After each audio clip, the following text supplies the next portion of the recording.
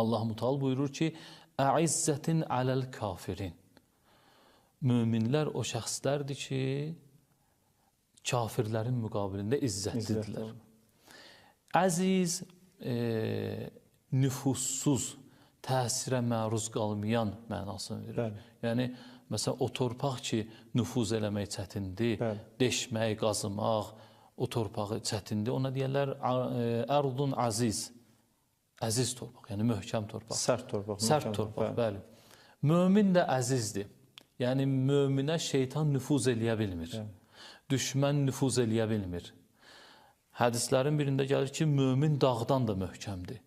Dağı gürzlə parçalamaq olur, amma möminin imanını heç nə ilə aradan aparmaq olmur. Bəzən sual edirlər ki, məsələn, biz necə eləyək izzəti ələ gətirək, biz də izzətli olaq. İmamlardan buyurulan bir hədis-i qüdsüdə, məsumlardan buyurulan bir hədis-i qüdsüdə belə buyurulur ki, Allah Teala buyurur, İnni vəda'tul izzə fi taati. Mən izzəti öz itaətimdə qərar vermişəm. Və nasu yətlubunahu fi xidmətis sultan. Bir halda ki, insanlar onu sultanlara xidmətdə axtarırlar. Bəli.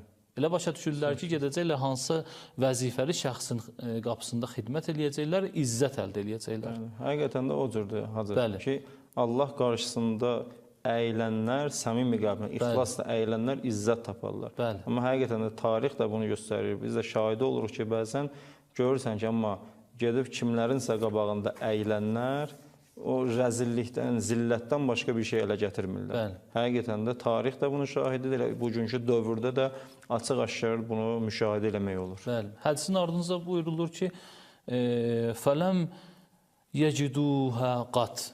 Və yaxud da digər yerdə buyurulur ki, lə yecidunəhu.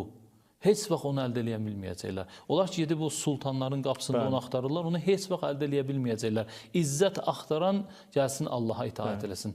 Və yaxud da Əli əleyhissalam bir hədisdə buyurur ki, mən əradə ən yəkuna əəzzən nas, əgər bir kəs deyir, insanların ən izzətlisi olsun, fəliyyəttəqillah.